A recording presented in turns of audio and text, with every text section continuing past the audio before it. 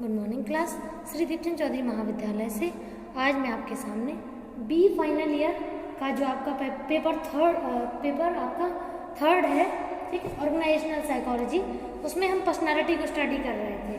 ठीक है, तो पर्सनालिटी में हमने आपका अभी पर्सनालिटी को समझा था और पर्सनालिटी कितने टाइप के होते हैं वो भी समझा था। ठीक है, तो यहाँ पे आज हम बात करने वाले हैं ट्रेट और टाइप थ्योरी की। ठीक है, जिसे हम लोग शील गुण या डायमेंशन थ्योरी भी कहते हैं। ठीक है, तो शील गुण हम सभी जानते हैं कि जितने प्रकार के व्यक्ति होते हैं उनके अंदर अलग अलग प्रकार के गुण पाए जाते हैं, और वही जो गुण होते हैं जो हमें दिखते नहीं हैं, लेकिन अगर हम बहुत समय तक उनके साथ रहेंगे तो हम उनके बारे में अच्छे से जानने लगेंगे, वही शील गुण होते हैं। ठीक है, जैसे फॉर एग्जाम्पल कुछ लोग लालची होते हैं, कुछ आत्मसम्मान वाले होते हैं, कुछ ईमानदार होते हैं, कुछ निर्दयी होते हैं, कुछ दयालु होते हैं, कुछ गुस्सैल होते हैं, कुछ अच्छे स्वभाव के होते हैं, कुछ दूसरों की मदद करने वाले होते हैं। ठीक है, और कुछ उदासीन होते हैं। ठीक है, कुछ एकदम मतलब एक तरीके से समाज को चिल आउट करके रखते हैं, कुछ बहुत ज़्यादा सामाजिक प्राणी होते हैं, मतलब समाज में रह करके कार्य करते हैं। ठीक है, तो ऐसे ही ऐसे इतने टाइप के जो विचार हैं, जो पर्सन की पर्सनालिटीज़ हैं, जो उसके चरित्र हैं, उन सबको डिफाइन यहाँ पे 5 फॉर्म में किया है। पहला है जो पर्सन आपका इस अप्रोच को, ट्रेट अप्रोच का आपको पता ही है कि ऑलपोर्ट और कैटल ने दिया था। ठीक है, तो ट्रेट अप्रोच का स्टार्टिंग इन्होंने किया था, इन्होंने ही शील गुण बताए थे। ठीक है, तो यहाँ पे जैसे पहले की बात करें सत्यनिष्ठा। ठीक है, तो सत्यनिष्ठा की जब हम बात करते हैं तो पहला पॉइंट समझ में आई है, मतलब जो व्यक्ति ईमानदार होते हैं और अपने काम के प्रति ईमानदार होते हैं, लोगों के रिश्तों के प्रति ईमानदार होते हैं और हमेशा जीवन में ईमानदारी ही दिखाते हैं, चाहे वो सामने वाला पर्सन जिसकी मदद वो कर रहे हैं या ईमानदारी जिसके लिए उनके प्रति है, वो पर्सन भले ही वो उसे जानते हों या नहीं जानते हों, दोनों ही परिस्थितियों में आपका जो पर्सन है उसका संवेगात्मक स्थिरता उसमें बनी, मतलब उसकी सत्यनिष्ठा उसके अंदर होगी। ठीक है, तो सत्यनिष्ठा का जो गुण होता है जो व्यक्ति के अंदर होना चाहिए, और ये एक ऐसा गुण है जो एक शील गुण को डिफाइन करता है। ठीक है, तो इस टाइप के लोग ज़्यादातर दूसरों की हेल्प करने वाले होंगे, कभी किसी काम को मना नहीं करते होंगे और आपको बेवजह परेशान नहीं करते होंगे, किसी भी काम में जो जेन्युइन काम है, जो फैक्टर है, उसको ही आगे रखते होंगे। ठीक है, तो इस प्रकार के लोग ऐसे मतलब होते होंगे। ठीक है, अगला है आपका संवेगात्मक स्थिरता। अब इस संवेगात्मक तो समझ में आ ही रहा है, जो लोग इमोशन को कंट्रोल नहीं कर पाते हैं, यानी कि इमोशन या तो बहुत ही कम मात्रा में रिलीज करवाते हैं या ज़्यादा मात्रा में, दोनों ही परिस्थितियों में जब व्यक्ति जो है अगर किसी भी आपका इमोशन को, फीलिंग्स को कंट्रोल नहीं कर पाता है और जाहिर करता है, दिखा देता है, तो उसे संवेगात्मक स्थिरता कहते हैं। ठीक है, तो संवेगात्मक स्थिरता की सिंपल सी बात करते हैं कि जैसे मान लीजिए कुछ लोग किसी परिस्थिति में, अगर कोई परेशान करने वाली परिस्थिति है तो व्यक्ति बहुत जल्दी रो देता है, कुछ स्ट्रॉन्ग रहते हैं वो रोते नहीं हैं। तो ये हर एक पर्सन की अपनी एक पर्सनालिटी है जिसके अकॉर्डिंग पर्सन काम करता है। ठीक है, तो अगर कुछ पर्सन सिचुएशन के अकॉर्डिंग, एक minute sir, good morning class, Shri Deepchand Chaudhary महाविद्यालय से भावना आज आपके सामने बी थर्ड ईयर में जो हमारा टॉपिक चल रहा था पर्सनालिटी में आज हम बात करेंगे आपका क्या बोलते हैं ऑलपोर्ट के अकॉर्डिंग जो शील गुण दिए उन्होंने, वैसे तो इन्होंने बहुत सारे दिए हैं। ठीक है, बहुत सारी कैरेक्टरिस्टिक्स बताई हैं, ट्रेट कहते हैं जिसे अपन लोग, तो ट्रेट इन लोगों ने बहुत सारे दिए हैं। ठीक है, कई है, 17-18 समथिंग ट्रेट हैं, लेकिन ये कुछ मेन ट्रेट्स हैं जो हम देखेंगे आज। तो पहला है सत्यनिष्ठा। तो सत्यनिष्ठा आप सभी जानते हैं कि ऑनेस्टी, जो लोग आपका ऑनेस्ट होते हैं, जिनका जेनेटिकली वो ऐसे डेवलप होते हैं, उनकी पर्सनालिटी ऐसी होती है कि उनके अंदर ईमानदारी होती है। तो अगर ईमानदार है तो इससे ही कुछ और वर्ड जोड़ सकते हैं, जैसे मान लीजिए कि वो बहुत ज़्यादा हार्ड वर्किंग होगा, ठीक है, बदमाशी नहीं करता होगा, हमेशा वर्क कम फर्स्ट वाली बार कंडीशन लेके चलता होगा। ठीक है, हमेशा वर्क को फिनिश करने के बाद ही अदर काम में रुचि लेता होगा। तो जो ऑनेस्ट इंसान होते हैं, जो ऑनेस्ट पर्सनालिटी के लोग होते हैं, वो अपनी लाइफ में चाहे पर्सनल हो या प्रोफेशनल लाइफ हो, हमेशा उस सिंसियरिटी के साथ ही काम करते हैं जैसे वो एक पहलू में करते हैं। ठीक है, कि जैसे कहते हैं ना कि हर एक इंसान का जैसा नेचर होता है वो परिस्थितियाँ बदल जाती हैं लेकिन उसका नेचर चेंज नहीं होता। वही बात हो रही है कि जो उसके ट्रेट हैं वो भले ही सिचुएशन चेंज होती रहेगी, थोड़ा बहुत बदलाव हो जाएगा लेकिन ऑल ओवर चेंजेस नहीं होते हैं।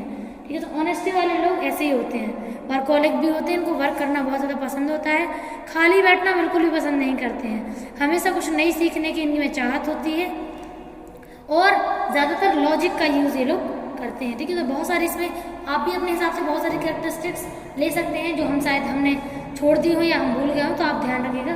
तो ऑनेस्टी एक ऐसा पॉइंट ऑफ व्यू, ऐसी ट्रेट है जिसमें बहुत सारी चीज़ें देखने को मिलती हैं। अगला है संवेगात्मक स्थिरता, इमोशनल स्टेबिलिटी। तो इसमें जो इस टाइप के लोग होते हैं वो या तो बहुत ज़्यादा इमोशनल होते हैं या बहुत ज़्यादा मतलब एक तरीके से शांत होते हैं। तो जो लोग इमोशनल स्टेबल होते हैं इमोशनल फॉर्म में, ठीक है, तो इमोशनल स्टेबल जो लोग होते हैं तो उनका जो इमोशन है वो खुद हैंडल नहीं कर पाते हैं। इसी वजह से उनका जो ट्रेट है एक तरीके से हम लोग इमोशनल पर्सनालिटी के लोग मानते हैं। ठीक है, क्यों? क्योंकि अपनी सिचुएशन को जल्दी से हैंडल नहीं कर पाते हैं। ठीक है, तो ये है। तो जो भी लोग इमोशनल होते हैं वो अपने इमोशंस के साथ ही काम करते हैं। ऐसे लोग बिना सोचे समझे निर्णय लेते हैं और मतलब ऐसा हो सकता है कि बाद में अगर किसी से धोखा खाए तो दुख भी बहुत होता है इनको। ठीक है, तो जो इमोशनल स्टेबिलिटी के लोग होते हैं उनकी इमोशनल स्टेबिलिटी ज़्यादा देर तक नहीं बन रहती। अगला है प्रशक्ति यानी कि परसिस्टेंस।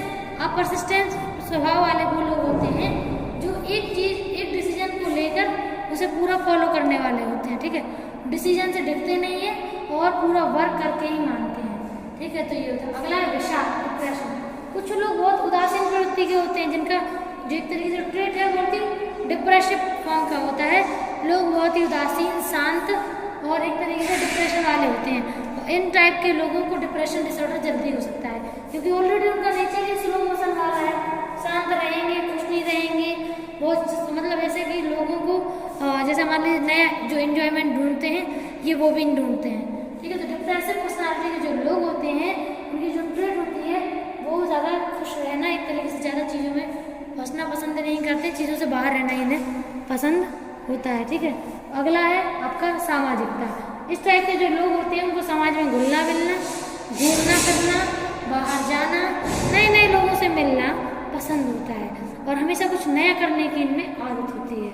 ठीक है, ये एक चीज़ से जल्दी बोर हो जाते हैं और कुछ नया करने की सोचते हैं। ठीक है, तो ऐसे भी कुछ लोग होते हैं दुनिया में जो सामाजिकता की ज़्यादा भावना होती है, सोशल को काम लेकर के काम करना पसंद होता है, सोशल को पीछे छोड़ना पसंद नहीं होता है।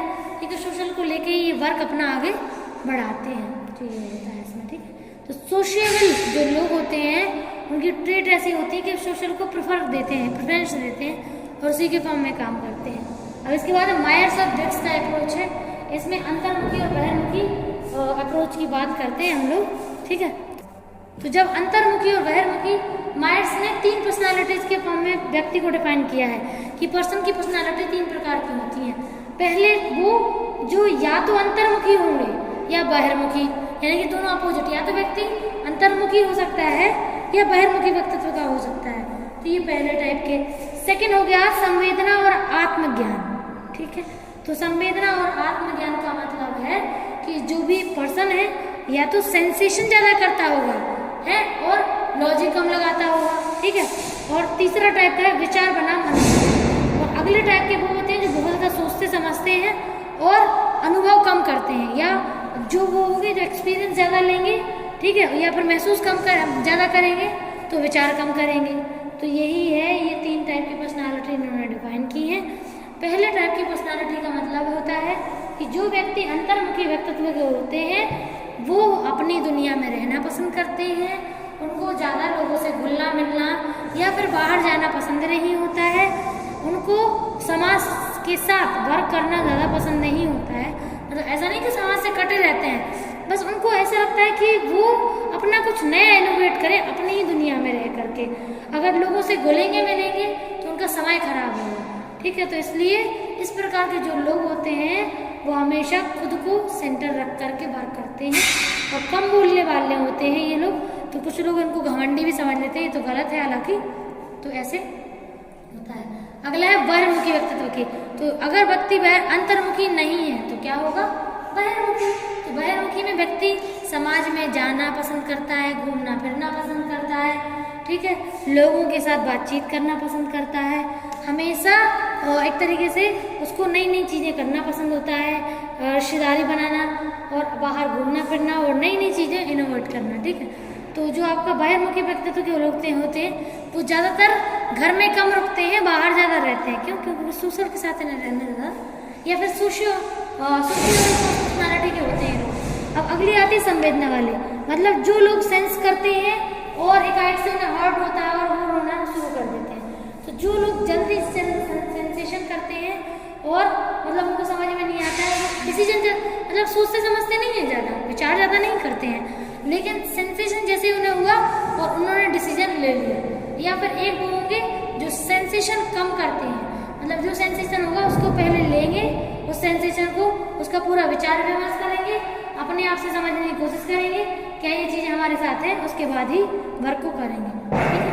थर्ड है विचार बनाम अनुभूति, ठीक है। तो जो लोग विचार प्रकार के यानी कि जो बहुत ज़्यादा सोचने समझने वाले होते हैं, जिनके थॉट को लेके वो ज़्यादा वर्क करते हैं, तो वो महसूस कम करते हैं, और जो इमोशनली चीज़ें महसूस ज़्यादा करते हैं वो थॉट कम यूज़ करते हैं। तो इस टाइप के भी लोग होते हैं, जैसे कुछ बिना सोचे समझे बोल देते हैं, वो अनुभूति वाले लोग होते हैं।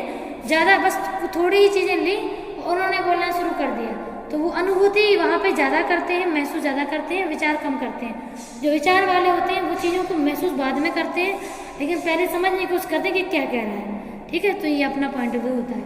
इसके बाद हम अगली कुछ थ्योरीज देखेंगे कल की क्लास में। Okay, thank you.